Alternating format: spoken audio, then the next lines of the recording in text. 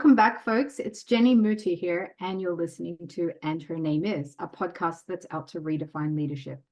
My guest today is a phenomenal woman, and she really has blown me away. She's an international best-selling author, speaker, coach, and would you believe, the owner of 9 businesses. What I love about her is the simplicity and ease that she brings to business. As a coach, this incredible woman gives you step-by-step processes to take to achieve your goals. She breaks it down. She takes the overwhelm out of it all, and she shares genuinely and authentically. My God, does she tell it like it is. I first met her earlier this year at an in-person event, and I absolutely loved her story. She showed me that whatever you can dream, you can have. And she represents to me why it's so important to have people in your life who can help you cultivate the seeds of inspirations and dreams that live inside you. You know, sometimes as we walk our journey in life, especially if you think you have a calling and you want to answer that path, it can feel scary. It can feel scary to start, and it can feel scary to keep going. So we need people in our lives that can help us nurture the seeds of our biggest dreams and aspirations. And that's what this beautiful woman does. She walks alongside you to tender the seeds of your greatest visions and helps you cultivate them until they blossom and bloom. Our discussion today brings no nonsense to the topic of imposter, and I know you're going to walk away with practical tips. So I'm so delighted to introduce you to her, and her name is Sharon Jurd. Welcome back, everyone. Today I am so excited because I have the amazing and wonderful Sharon Jurd with me today.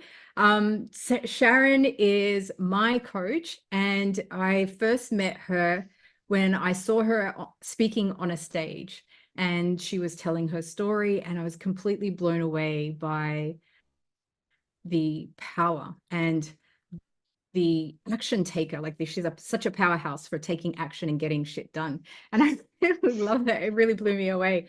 But some of the other things that you want to know about Sharon is that she runs 9 businesses, which is absolutely incredible. And I don't know how she does that, but you know, as soon as I heard that, that's what had me put my hand up to say, yes, I want to be coached by you. And that she is a 2 times international best-selling author. She also has a franchise business, which is the largest growing, now I'm going to get this, franchise in Australia internationally. And she's located, or this franchise is located in 47 countries, which is just phenomenal. And one of those is Mauritius, right? Yes. Yes. I think I mentioned my parents are from Mauritius. So yes. exciting. I know. Thank you so much for being on the show. And I'm really looking forward to this conversation because I know that you talk about imposter syndrome, you know, just in the course of coaching. You're obviously dealing with it with your clients, you know, and their imposter syndrome. So thank you so much for being here. Oh, thanks for having me. And you're right, I talk about imposter syndrome a lot.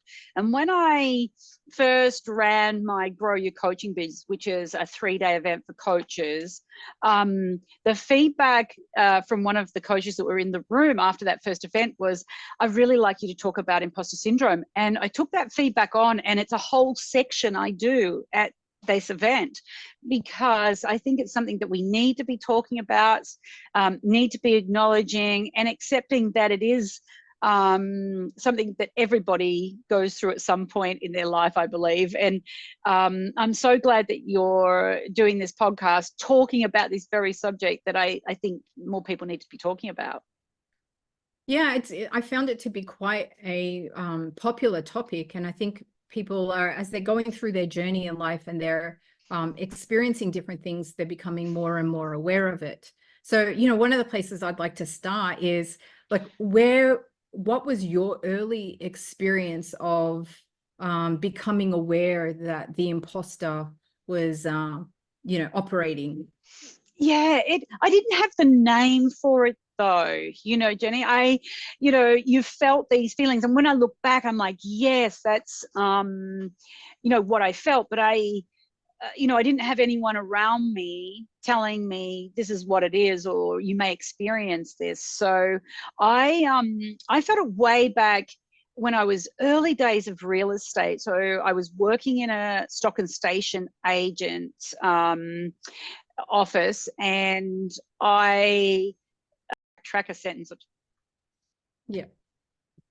Yeah, so I was back working for a real estate agency, which was a stock and station agent. And so we went to the sale yards twice a week. And the business owner or my mentor was saying, oh, was encouraging me to be an auctioneer. And Right. at the time, there was no other female cattle auctioneers in Australia.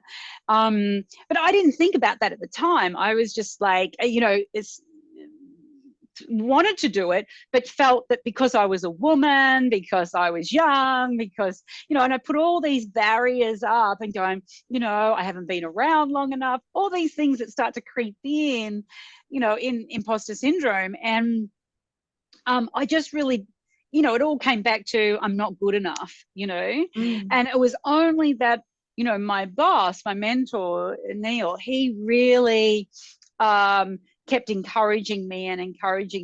And even when I applied for my license, the gentleman who were, you normally just sent paperwork to Sydney and they signed off on it. And then they, send you a certificate. He called up and he said, I'm coming up. I want to see you auction. And I'm like, oh my God, I've had so little training. I've had, noise. And I thought it was because he was coming up, and I'm like, it's because I'm a woman, because I'm 19 years of age, all of this thing. And then when he came up, you can imagine I was beside myself, so nervous. And he said, it wasn't that at all. He was saying, I'm so excited that a woman is doing this, and I just wanted to see you in action. It wasn't about, was I good enough? He was just excited for me, where I had all of this stuff going on, and all he wanted to do was just encourage me and compliment me and see it with his own eyes, not that I wasn't good enough to do it or the like. So it was way back then, when I was a teenager. I wasn't even 20. So, but I didn't know that was imposter syndrome at the time. I didn't have a word for it. But as you get older and learn more, and experience more and have people around, you realize what was really going on. Yeah. So what have you noticed, like for yourself or in your clients, like in terms of the imposter? How does it get them to stop? Because in that example, like you're aware that it's going, but you're being the powerhouse that you are, you're like still going. But what do you notice for people, like in terms of where they stop? Yeah, that's what I like to share with my clients, is that you're the one that stops it. Like some people around you can say, oh, you're good enough, you're brilliant. But a lot of times we don't take that on. So, that third party, I did because, that gentleman was like so high up the food chain for me at the time. And I was so young, and I accepted what he said once he came. Yet we go along each day and people are telling us that we're worthy, we're good enough, we're worth it, in regards to, our service, our costs of service and the like. Yet we don't take it on. And so I'm always saying to my clients is, one, talk about it, acknowledge that this is what's going on, really look within and go, hey. And then I look at it to minimize it, because we make it this big thing. And so if you minimize something, then it's not as big a concern anymore. So I look at strategies to reduce this to being silly. I use the word silly because when I say the word silly, it seems childlike and small and not that complicated, not that important. So I always attach a word, and whatever word it is for my clients, it may not be silly, but that's the word I use as the example. I'm going, this is silly. Like when I say that to myself, it minimizes it for me. So this is silly, Sharon. We know what this is, we acknowledge it, This is what I used to believe. This is how I used to behave. But now I want to believe this, or I do believe this, and this is my behavior around that. And you really got to do what I call a pattern interrupt. You really need to interrupt those same patterns you have. Because as soon as it creeps in, you have a pattern. You'll back off, you'll procrastinate, you'll hide, whatever reaction it is you have to pattern interrupt that and go, I'm going to behave in a different way now. Yeah. It's interesting you say that. Like, one of the that I've noticed for myself, and that was so easy to, people gave compliments, I would legitimize the dismissal of those compliments by, oh, you're biased, oh, you're just being kind, oh, whatever You say that to everyone. Just not to let it in, and it really distorts your perceptions there, because you're so only focused on the negative stuff, and then, like you said, you've got to train yourself about how you want to be, how you want to think, and through these conversations and through my own experience, and learning how to, you use the reject. Yes. The things that you want to fortify, like if I use that pattern, what do I want to fortify and protect, how am I distorting my perception? So am I focused on the negative stuff, or am I focused on the positive stuff and what I want to create and what I'm doing with myself and my purpose and what have you? And then whenever something negative is coming in, it's reject. Because we talk about that in terms of other people saying stuff to us, but we've got to be able to do it ourselves. Yeah. Because I am very protective of my beliefs, because I don't want to take on any of that negative beliefs, because you take it on and then you just compound it, you look for all of the evidence to support it, and then that can be disastrous for your business or in your life, or you won't move forward and you become stuck. So I'm very protective, and I'm always talking to my unconscious mind saying, no, that doesn't serve me well, that belief's not mine, doesn't serve me well, this is what I believe.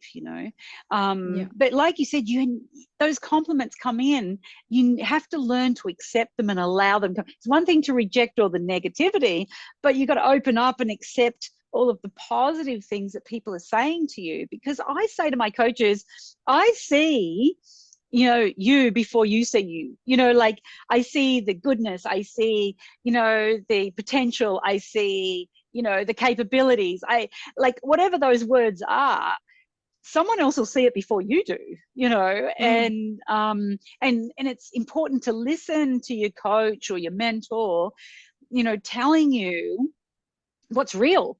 They're not doing it just to be nice. I'm not a nice coach. I'm not there to give everyone a pat on the back and tell them that everything's going to be okay, because there's going to be shit going down. It's not always going to be okay.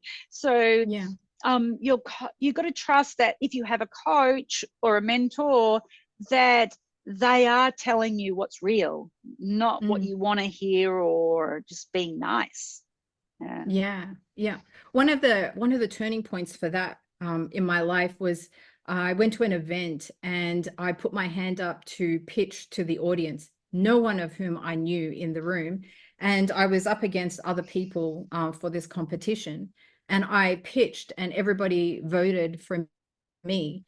And in my mind, it was like fortifying these things that I kept rejecting, so when people say stuff and I'm dismissing, it was like, pay attention, Jenny, use this evidence to affirm your growth and your development and who you are, as opposed to throwing away,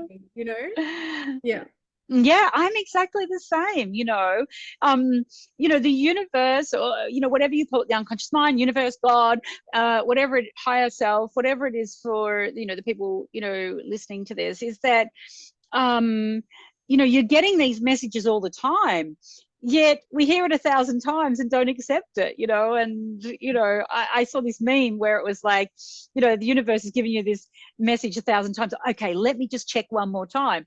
No, listen to the messages that you're getting, because when you listen out for that, then that helps you move forward. Yeah, yeah. So, well, how have you learnt, and what sort of strategies do you teach people around managing the imposter and recognizing it for themselves, like when it's been, activated? Yeah, the one thing I say is act on it immediately. You don't want to be swirling around, in this space, because the longer time you spend there, the more you believe what you're thinking at the time. And I always say that there's, we make stories up in our head, and like it's, people go, oh, do I? We do, because these are just stories we're telling ourselves that are absolutely not true. And, so I always go, this story is not serving me well now. Like, this story is not true, and really acknowledging it, but acting fast I think is the, full stop, act fast. And because, you start to believe more and more and more, and then you find evidence to compound it. So one, and then I sit on it and go, why do I believe that? What's coming up for me that causes that belief? A lot of people come to me for a process to, release, limiting beliefs, and there's processes out there, but have a conversation and go, what's really going on for me right now? Why would I believe that I'm not worthy of this? Why would I believe I'm not good enough for this? And ask some really good questions around that, and sit on that and meditate on it, or, do hypnosis or whatever modality you prefer. But really look within and go, what's really going on? Who told me that? Is it me, or is it someone else telling me that? So then you start to get some clarity on why this comes up for you, and I think that's really important, because it'll keep reoccurring if you don't get the lessons. What's the lessons around this? What do I need to learn from this? And then once you get the lessons, then it'll release. Yeah, yeah. And sometimes, for me, I've noticed it's noticing that pattern takes you down a predictable pathway every single time. Yes. You're in the pit again. Yes. Yes. And so it's the quicker of getting out of that, Or just, Nope. there's a beautiful poem about going down a street with a hole in the pathway, and the person falls in. And then the next day they're going down the street and they know there's a hole there and they fall in. And then by chapter 7, they've just walked down a different street. Yes. Exactly. Making a new decision, getting a different result. Yeah. Exactly. Yeah. And that's what I talked about earlier, is that pattern interrupt. You don't want to be doing the same pattern all of the time. Yeah. And it creeps up on you. I always say, be mindful of this, like be consciously aware of it, because it creeps up and you don't even know that you're swirling around in this, because it just creeps up on you. It's not like a bang, it's like just slowly this voice gets louder and louder. That's how I see it in my internal representation. Yeah. What strategies do you help people with in terms of recognizing the pattern in the first place? Because for me, I knew the pattern was happening, but I didn't even have language to call it a pattern at that point, right? And so I'm just like this experience, and if, like, in your body rather than, in your head or whatever, you're just experiencing the bodily, repetition of that pattern, but you don't necessarily have language to talk about it. So how do you help people kind of identify this for themselves? Yeah, well, you look for symptoms, I suppose, for lack of better words. So, are you stuck? Are you not moving forward? Are you not taking advantage of, opportunities? I've had people come to me and say, I've got the opportunities. I've gone and met with clients, and then they say, yes, send me the proposal. And then they never send the proposal. because they're, and they've already said yes. Yeah. And so you feel stuck, you know that these things, this behavior is not moving you forward. So I use the word stuck a lot because people can relate to that, that I'm stuck here and I feel like there's more, but I don't do anything about it. And, if you have the opportunity to reach out to someone or contact them and you don't, and you'll feel that sense, inside you that something's not right. You may not have, like you say, you might not have the words, but you know that something's just out of sync. And that's when you're getting this conflict of wanting to do things, but you have this imposter syndrome holding you back. So you have this conflict, and it could be an up and down even of income, or clients numbers, whatever you're measuring, because you start to, get successful, and then you go, oh, imposter syndrome, I'm not worthy of this success, or whatever you say to yourself, and then it's a unconscious self-sabotage. You go down again and then up and down. So if you see some up and down, that's a good time to sit and go, hey, what's coming up for me? Yeah.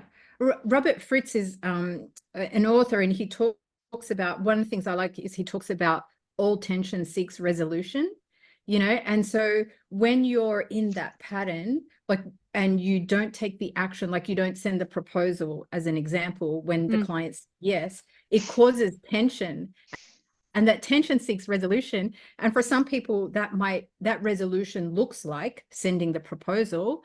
But for a majority of us, until we get to that point, that tension is, I'm just going to go, in the bed and do anything else but send the proposal. And then proceed to legitimize, whatever. And we're laughing because when you're the third party watching someone do this, it is silly, just push the button. They've said yes. But in that moment, it can be quite confronting for people, and have really strong, physical or emotional attachment to that. But when you're looking in, it's quite silly, and that's how I minimize it. I'm not saying it to be, not taking this as a serious matter. It's the one way that I just lessen the importance of this. I can hear that voice telling me I'm not good enough, but it's so quiet because I'm so much louder in accepting the positives and accepting other beliefs that this just doesn't get any noise, anymore. Yeah. And that's the other way, I'm like, if to quieten down that, those imposter syndrome, chatter, I make my other chatter louder, so I can no longer hear that. So let's talk about that. What is the other chatter? It's just your self-talk. It's the things that you're telling yourself. Yeah. Where, I'm like, I'm not good enough to get that client. Yes, I am. I have loads of expertise. I have loads of resources.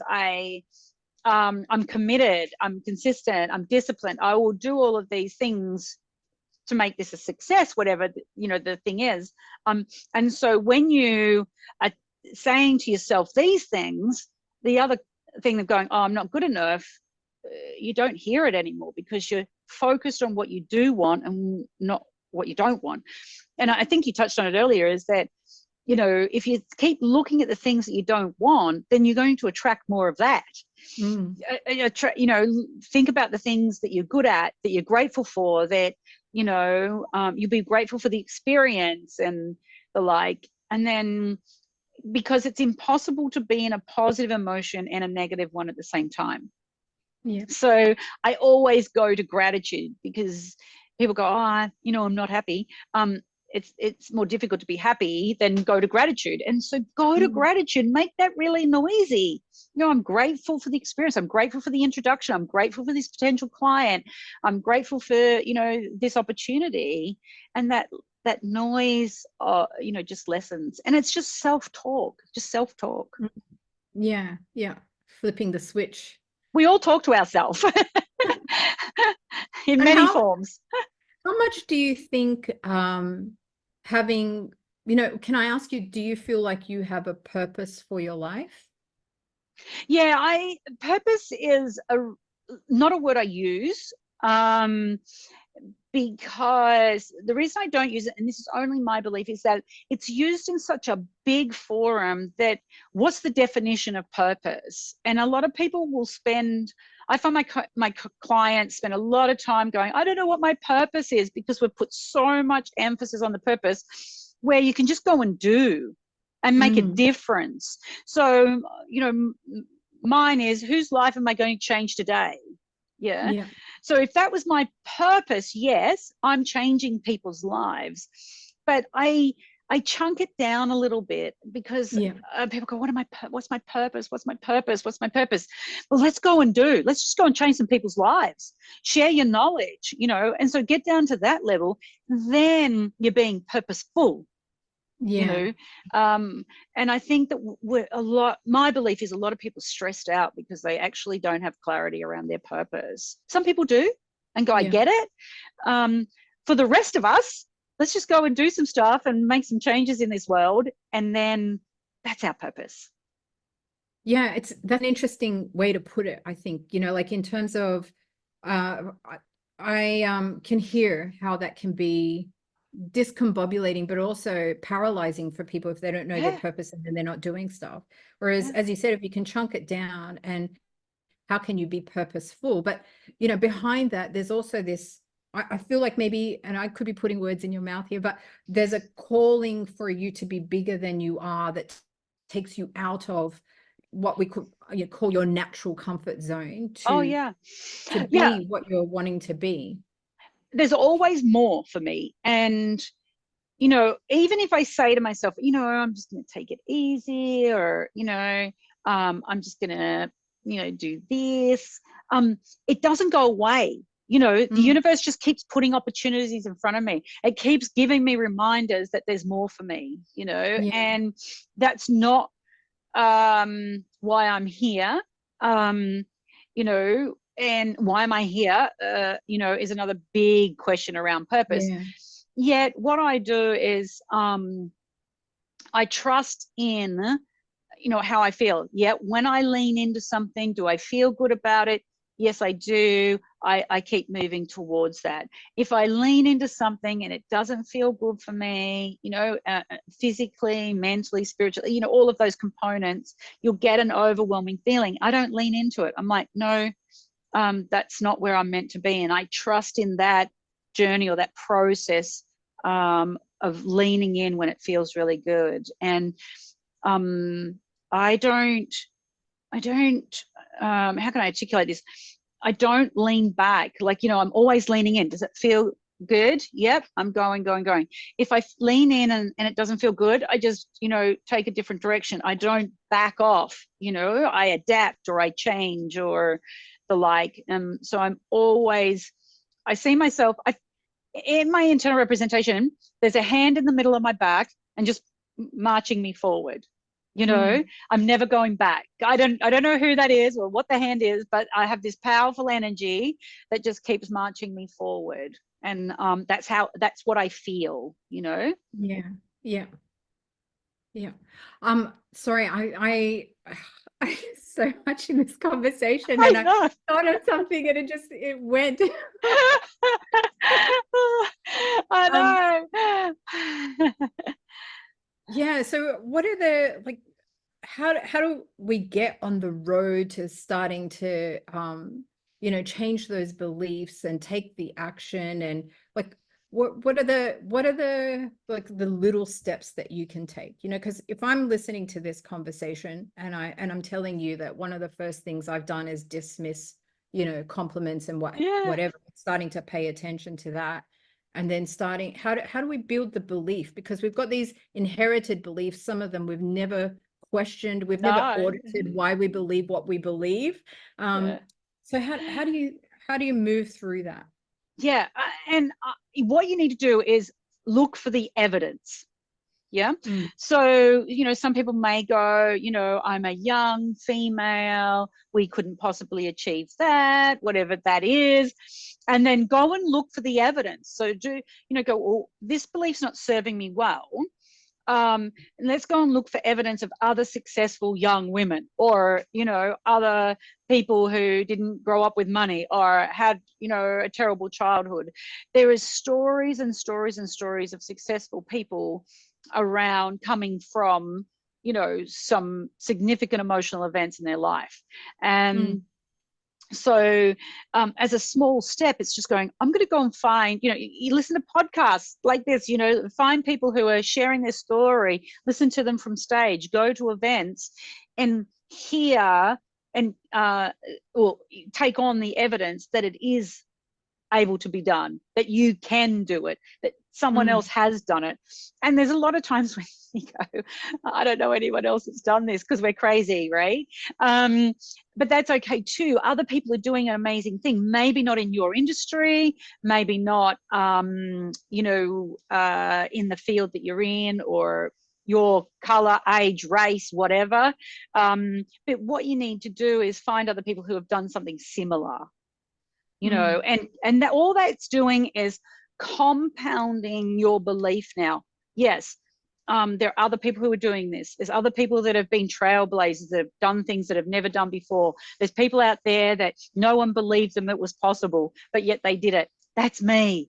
So find that evidence of those people, because there are people out there who are doing crazy, amazing things. Yeah, so two people come to mind. The first one is Grant Cardone, and the other one is Les Brown. And the reason why, I think, when you can be quite negative with yourself and you're comparing yourself to other people, you don't hear accurately. No. But when you've moved through that and you listen to people, so I listen to, say, someone like Grant Cardone, he tells you that he was fearful, he was uncomfortable, that he might not use the word imposter syndrome, but he's telling you what he's going through, as part of this process to get where he was. And the other one who does that is Les Brown. He's got a talk, I think it's called It's Possible. And in it, he's talking about his path to becoming a speaker, and knocking on people's doors, knowing that he's on the bones of his butt, he's hardly achieving what he wants to achieve in life, not for lack of trying, but that's just where he is in that moment. And he's still knocking on doors, telling people what's possible for their life, and encouraging them and inspiring them, and doing what he does in spite of his current circumstances. And it's funny that you mentioned Grant Cardone, because I've heard him speak about his mum, who is his best friend, yet she was saying to him, I wouldn't be doing that. I wouldn't be doing that. You can't be doing that. And if he, and I'm sure he allowed it in for some point, but he had to overcome that. But when you've got somebody with significance in your life telling you this stuff, it's easy then to compound that belief. No, I can't do this, and so even though his mum is his best friend, he stopped that belief and went, everything she told me is wrong, everything she's telling me around this subject is wrong, and yet I still love her, and she's still my friend. Because it's not that, but there's bad people telling you stuff. His mum's just wanting him to be safe, and didn't want him to get hurt or fail, or and so I like that you mentioned him, because he does admit that he had to work through that. He does quite a lot in a lot of his videos. He'll talk through that, which I think is really great. But there was a point in my life where I could have listened to somebody like him or Anthony Robbins or whatever and completely miss all of that conversation, like not even hear it. Right there. Yeah, but the one thing that I want to share today, Jenny, is that it keeps coming. It's not going to be you do something and then you're never going to have imposter syndrome before, because because as you grow and you achieve more things, like you might earn a certain amount of money you didn't think you could and now you can, and then you have imposter syndrome about earning more money or charging more fees or whatever it may be.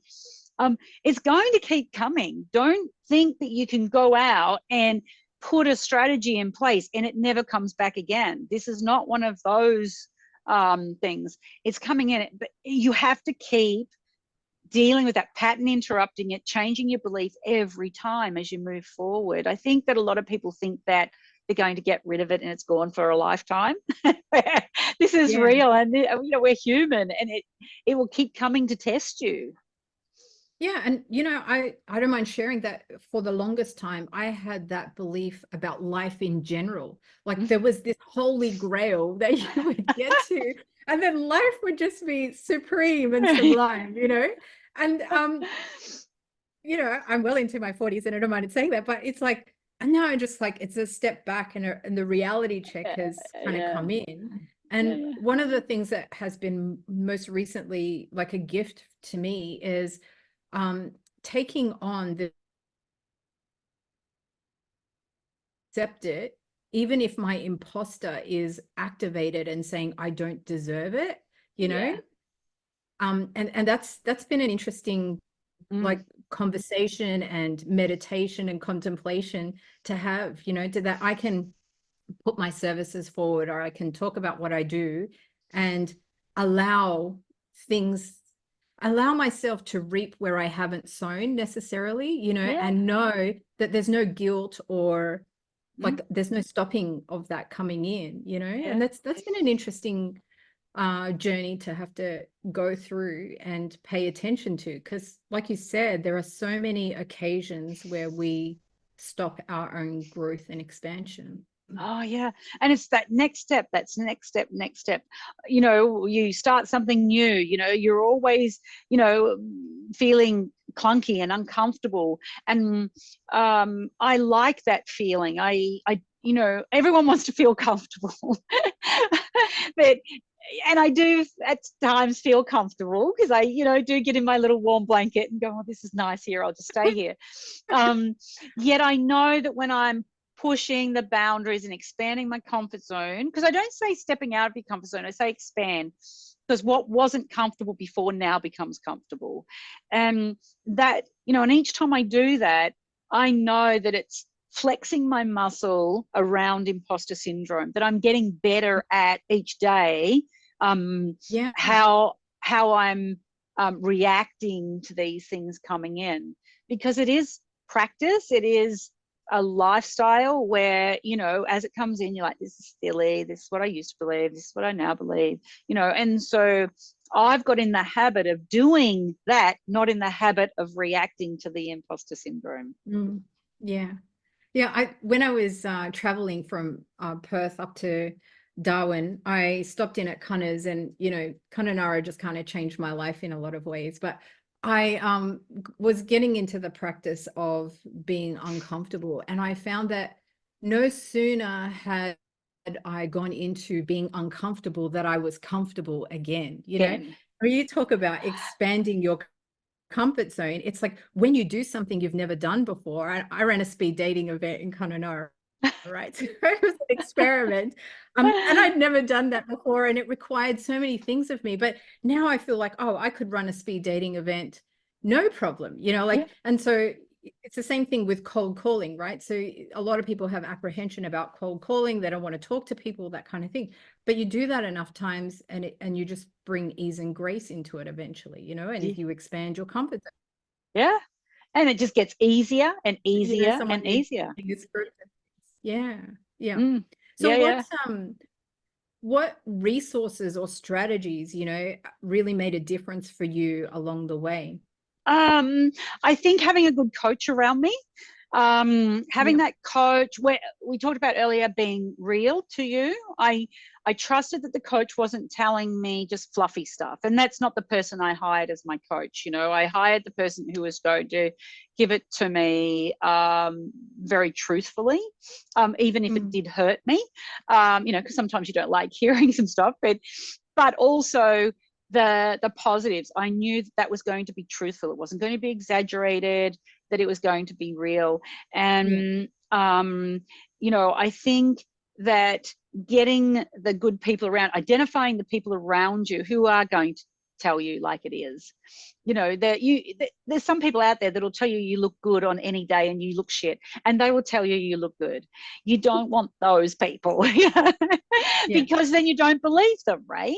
So you want, when someone says, hey Sharon, you're looking good today, that it's a genuine comment. They're not just saying it because they've got to get 10 genuine, positive comments out. So for me, who is around me, and reinforcing what I need to learn, is my biggest, I think, momentum forward in imposter syndrome and changing the way it affects me.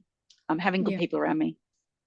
How do you make the distinction between somebody who's brilliant to be around you versus somebody who you're like on the fence about being around you? Yeah, and it's just like a gut feel about it, because the person who's just saying you look good, you look shit. And when they tell you you look good, you look shit, right? Because we all have that shitty day, right? And you looking at them and it's not true.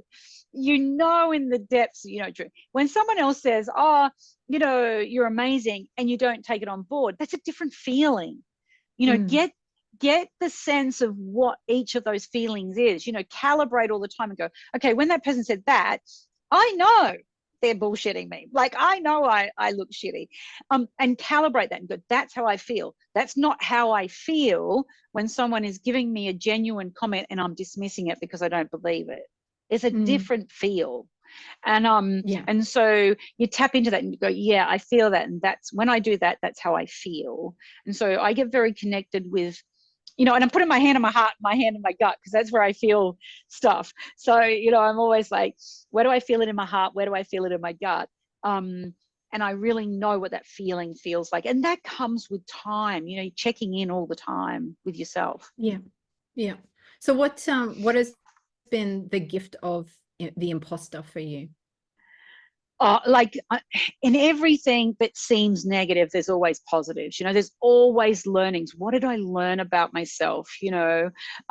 What did I gain from switching it up? And what did I lose as well? Because I always believe as you gain something, you lose something. So did I lose that fear because now I'm confident? What is it about me that changed?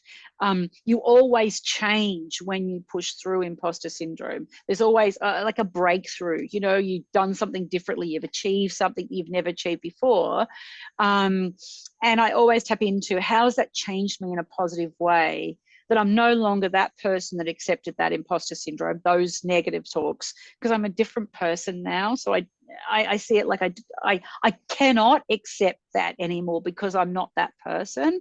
And I see that change in myself all the time, the growth, the experiences. And so I lock into that new person at each stage.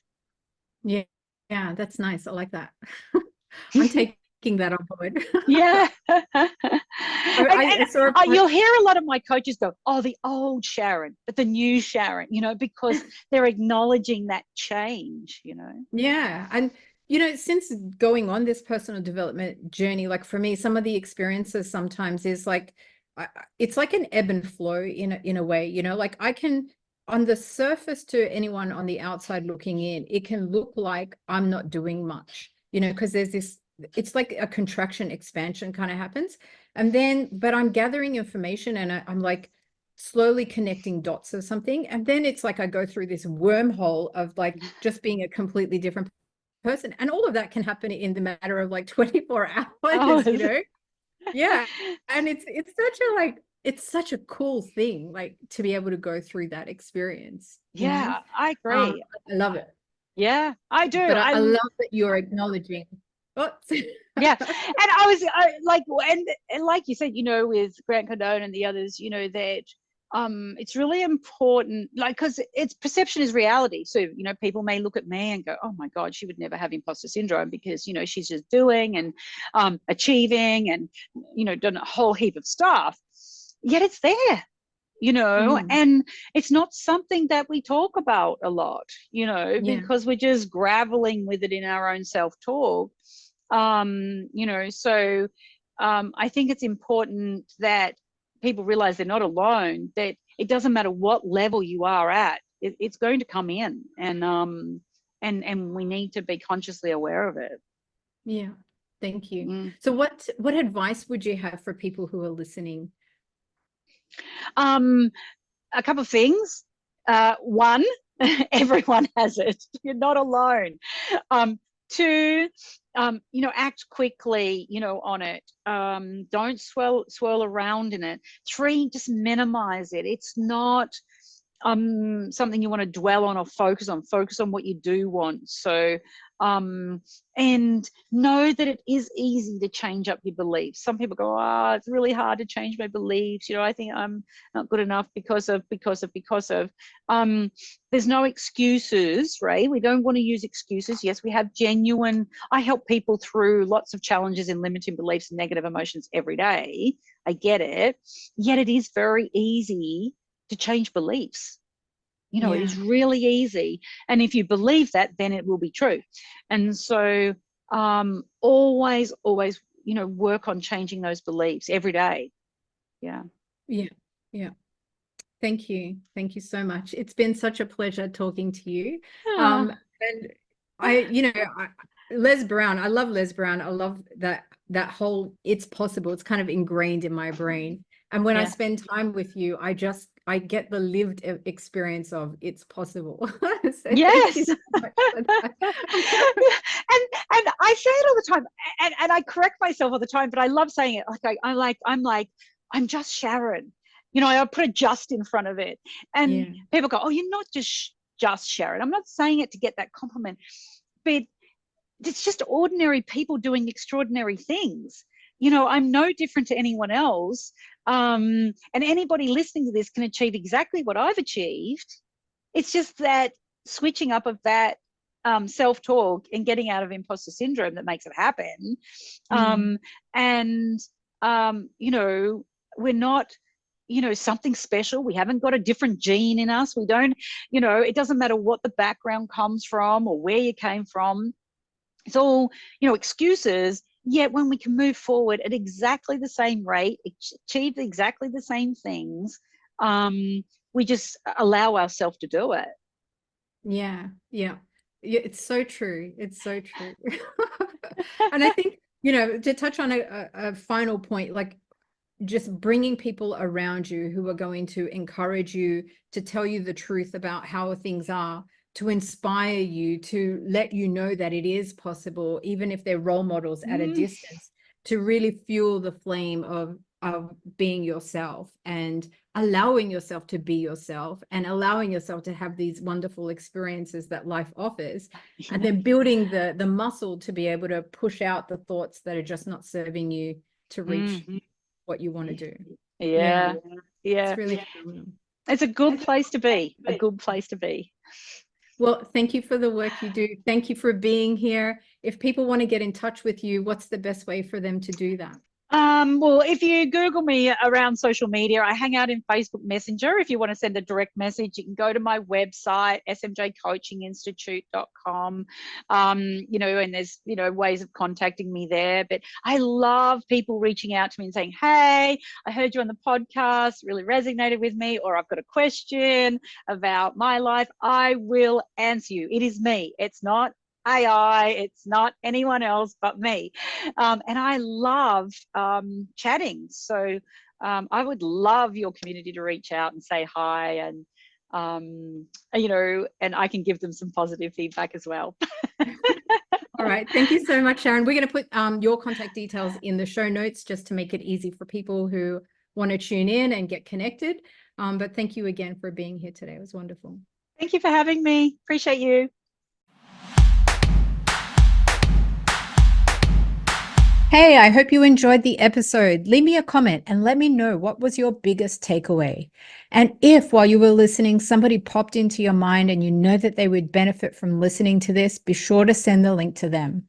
This series is just getting started, so go ahead and subscribe and hit that notification bell so you'll know when our next episode drops.